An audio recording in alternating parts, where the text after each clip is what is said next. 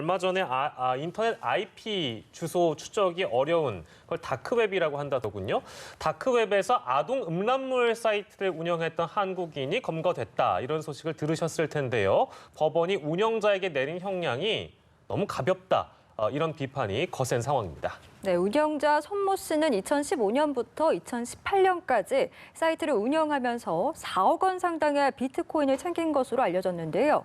징역 1년 6개월형을 선고받은 사실이 알려지자 솜방망이 처벌이라는 여론이 들끓고 있습니다. 이와 관련해서 김상수 변호사 그리고 주원규 삼육대 글로벌 한국학과 교수와 이야기 나눠보겠습니다. 두 분 어서 오시죠. 안녕하세요. 예, 안녕하세요.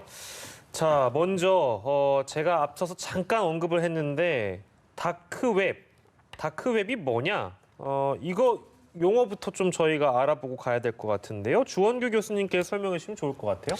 네, 다크웹이라는 부분은 우리가 흔히 알려져 있는 포털 사이트를 통해서 이제 거래되거나 통용되는 그런 서버가 아니라 서로 간에 모르는 서버, 서로가 서로를 모르는 어떤 비밀스러운 특별한 전용 브라우저를 이용해서 개인 간 자료가 공유가 이루어지는 웹을 다크웹이라고 합니다. 본래 이 다크웹의 출범은 1990년대에 미 해병들이 그 첩보 비밀을 보호하기 위해서 노출된 사이트가 아닌 그 서버를 이용하기는 목적으로 사실은 생각되었고 그 국가 간 통제를 막기 위한 개인의 자유를 위해서 사용되었던 취지는 있었지만 이 부분이 이제 범죄에 악용될 수 있는 이 취약한 걸로 발전이 된 것 같습니다. 물론 요번에 이 손모 씨가 운영한 이 웰컴 투 비디오라는 사이트 역시 3년 동안 이 불법적이고 반인륜 적인 음란 영상물이 유통되고도 검거되지 않을 수 있었던 이유가 바로 이 IP 추적이 어려웠던 그 난점 때문에 어려웠던 걸로 기억하고 있습니다. 네, 이제 막상 이 다크웹에서 이제 아동 음란물 사이트 운영자를 잡고 보니까 한국인이었고 또 손모 씨였습니다. 손모 씨가 1심 재판에서는 집행유예를 선고받고 이제 2심 재판에서 1심이 너무 약하다 해서 1년 6개월 징역형을 받은 건데 바로 다음 달에도 출소를 한다면서요. 네, 맞습니다. 이게 아동 음란물 사이트로 세계 최대 규모였고 유료회원만 해도 4,000명이 넘었던 그런 사이트였다고 합니다. 그리고 다크웹에서 이게 활동이 되었었기 때문에 검거 자체도 이렇게 국가 간의 공조가 이루어져서 이렇게 좀 검거가 됐던 부분인데 이와 관련해서 뭐 미국에서는 굉장히 강하게 처벌이 되고 있는데 반해서 이제 국내 실제 운영자였던 손모 씨에 대해서는 1심에서는 징역 2년에 집행유예 3년 내 선고가 있었고 또 이제 올해 4월에 그 항소심에서는 징역 1년 6개월의 실형이 선고가 됐었는데 이 부분이 미국에 비해서 굉장히 조금 처벌이 약한 것이 아니냐 이런 이야기가 나오고 있는 상황인데 다음 달 출소라는 이야기까지 나오고 있다 보니까 정말 굉장히 조금 뭐 인터넷에서 많은 이슈가 되고 있는 그런 상황이라고 보시면 됩니다. 아니 그러니까 이게 지금 아동 음란물 사이트라는 것 자체를 이게 어떤 건지를 저희는 상상도 안 갑니다만 외국에서는 그렇게 처벌을 하고 있는데 우리나라만 이렇게 한다는 건 사실 국제적인 망신 아니겠습니까? 그렇기 때문에 지금 이런 생각을 다들 하시는지 모르겠는데 청와대 청원이 올라가서 공식 답변 요건인 20만 명 이상의 동의를 얻었다고 하네요. 주원규 교수님. 이거 어떤 답변을 청와대는 할까요? 네, 이 국민청원 게시판에 이 지금 현재 손 씨에 대한 처벌 형량이 너무 일반적 상식을 넘어선다, 납득할 수가 없다. 이런 것을 통해서 엄벌100개 해주길 바란다라는 이례적으로 빠른 속도로 국민의 공식 답변 요건이 20만 명 이상의 동의가 얻었습니다. 이것은 바로 이 국민정서가 그 조두순 사건에서도 우리가 기억하듯이 더 이상 이 아동을 상대로 한 반인륜적 범죄에 대해서 묵과할 수 없다라는 정서가 이제 임계점에 차오른 게 아닌가 그렇게 봅니다. 네, 말씀하셨던 것처럼 외국에서는 사실 이런 문제들이 굉장히 중범죄로 이제 치부가 되는데 한국에서만큼은 왜 이렇게 그러면 아동 음란물에 대해서 좀 관대하다고 보십니까? 이 아동 청소년의 성보호에 관한 법률이 특별법으로 제정이 돼 있기는 하고 이 11조에서 이 음란물 사이트 관련해서는 뭐 유포, 영리를 목적으로 유포한 경우에는 10년 이하의 징역 그리고 소지하고 있는 것만으로도 1년 이하의 징역 또는 2천만 원 이하의 벌금의 형을 규정을 하고는 있습니다. 그런데 이 비단 이런 뭐 아동 음란물 이런 부분만이 아니라고 하더라도 온라인의 활동에 대해서 우리나라의 이런 법원 정서상 이 직접적인 접촉이 없기 때문에 조금 처벌이 관대한 것이 아니냐 이런 이야기도 나오고 있는 실정이고 그리고 제가 이제 변호사로 활동을 하면서 형사 사건들을 해보지 않습니까?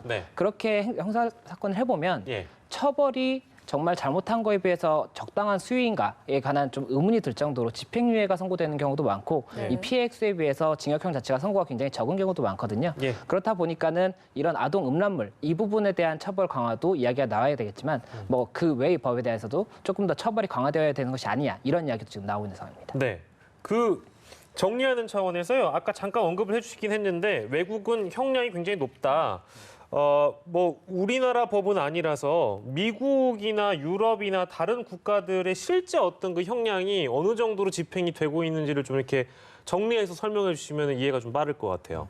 예, 그 말씀드렸던 것처럼 예, 예. 지금 미국 같은 경우에는 형량이 굉장히 좀 강하게 처벌이 되고 있습니다. 몇 년이에요? 그래서 만약에 이제 유포를 했다고 한다면 예. 지금 미국 법무부에서의 답변으로는 이 유포를 한 행위라든지 홍보한 행위 이 두 가지 행위만 더한다고 하더라도 징역 20년 이상이 선고될 수 있는 네. 중범죄이고 예. 그리고 실제로 지금 이번에 처벌됐던 사례들을 보면 예. 단 한 번 다운을 받았는데도 70개월의 징역형이 선고가 된 부분이 있거든요. 예, 예. 네. 그렇다면 운영을 했고 이 결국에는 유인을 했던 이런 사이트 운영자에 대한 처벌은 예. 너무나 약한 것이 아니냐 이렇게밖에 얘기가 나올 수 없는 상황인 것입니다. 변호사님, 근데 그 저희가 지금 준비한 게 영국, 중국, 이란 저렇게 보여지고 있거든요.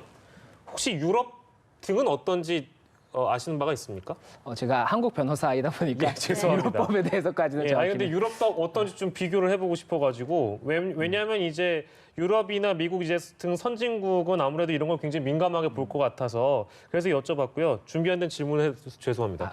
제가 근데 한 가지 더 말씀을 드리자면 유럽은 정확히 어떨지 모르겠지만 예, 예. 뭐 미국 같은 경우라든지 해외 사례 같은 경우에는 예. 이 아동에 대한 성범죄에 대해서 굉장히 강하게 처벌을 하고 있고 예. 우리 법에서도 이런 부분들을 강하게 처벌하고자 해서 이런 아동 청소년 성보호에 관한 법률을 특별법으로 제정한 것은 맞습니다. 예. 그런데 이 법만 하더라도 아동과 청소년을 별도로 구분하는지 여부도 조금 명확하지가 않은 데다가 예. 이 행위에 대해서 강하게 처벌이 이루어져야 되는데 이 처벌 규정도 약하고 또 양형 기준, 법원에서 이 양형을 하는 데 있어서의 기준도 너무 약한 것이 아니냐라는 이야기가 계속 나오고 있기 때문에 예. 이런 세계적인 추세를 조금은 반영을 해서 이런 부분들도 좀 강화되어야 되는 것이 아니냐 이런 생각이 있습니다. 예. 진짜 해외 사례를 좀 비교해 보니까 우리나라가 정말 관련해서 좀 처벌이 많이 약하다라는 느낌이 정말 여실히 느껴지는데 또 많은 분들이 이번 사건에서 분노했던 게 사실 천 씨가 이 사이트를 개설할 때 이제 아청법을 미리 좀 검색을 해봤다고 하더라고요. 그렇다는 것은 이것은 중범죄다라는 그러니까 인지가 있었다는 거 아닙니까?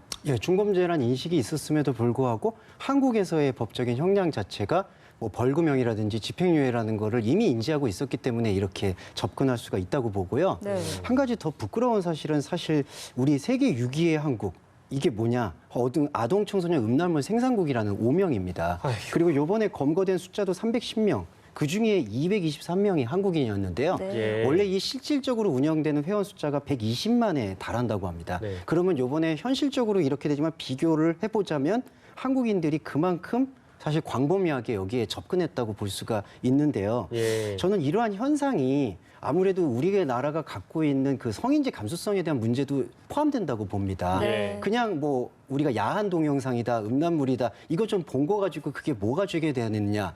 그 아동에 대한 그 심각하고 가장 비열한 범죄에 대한 인식보다는 그냥 뭐 그런 거를 좀 벗기로서니 직접적으로 범죄를 저지른 게 아닌 게 하는 그러한 안이한 성인지 감수성이 예. 저는 이 문제의 근원이 아닌가 봅니다. 예, 그렇습니다. 자, 그리고요. 미국 당국이 이 운영자의 강제 송환을 공식적으로 요구를 해왔다고 하네요. 그러면 혹시 그 미국 법으로 처벌할 가능성도 열려 있다 이렇게 봐도 될까요? 예, 우선은 지금 미국에서는 이 운영자에 대한 재판을 진행할 것으로 알려져 있고 그래요? 그것을 위해서 이제 송환을 요청을 한 상태인데 예. 1999년에 한국과 미국 간에 이제 범죄인 인도 협정이 있습니다. 네네. 그리고 만약에 이렇게 요청이 온다면은 한국 법무부에서 이 부분에 관해서 이제 검찰과 그리고 법원 이렇게 다 상의를 해서 이 송환 여부를 결정을 하게 되는데 만약에 송환 여부가 결정이 돼서 송환이 된다고 한다면은 예. 미국에서도 또 같은 혐의 그리고 같은 혐의가 아니라고 하더라도 지금 9가지 혐의를 죄명을 잡고 있거든요. 미국에서는 네. 우리나라에서는 정보통신망법 위반과 아청법 위반 2가지였는데 예. 지금 미국에서는 뭐 돈 세탁 혐의라든지 다른 부분들도 혐의를 보고 있기 때문에 예. 이 부분을 이유로 해서도 송환이 되고 재판이 이뤄질 수가 있는 상황이고 예. 또 미국에서는 한국에서 처벌을 받았다고 하더라도 예. 이를 뭐 어느 정도 반영을 해서 감경은 할 수가 있겠지만 뭐 네. 일사부질이 모델이라든지 이런 부분들의 문제가 생기지가 않기 때문에 예. 얼마든지 또 새로운 처벌이 가능합니다. 예. 그래서 지금 송환 여부가 결국에는 실제로 더 처벌이 될 수 있는지 여부를 결정하는 그런 중요한 부분이 될 것으로 보입니다. 그 말은 이제 손 씨의 행위가 미국 법에도 저촉이 되고 피해자가 이제 미국에 있다면 미국 사법 당국이 이 손 씨를 처벌할 수 있다 이런 말씀이신 거죠? 예, 맞습니다. 미국 사법 당국에서는 지금 현재 이 송 씨의 행위가 미국 법에도 저촉이 된다고 지금 판단을 하고 있는 부분이기 때문에 네. 예. 만약에 미국에서 이번 재판이 이루어지고 실제 유죄가 선고가 된다고 한다면 미국 법에 따라서도 당연한 처벌이 가능한 부분입니다. 근데 두 번이나 처벌을 받는 거니까 한국 법에 처벌받고 미국 법에 처벌받는 이중 처벌에 대한 논란이 지금 나오고 있다면서요. 실제 이거는 어떻게 해결될까요? 그렇다면 그러니까 가능한 일이겠지만.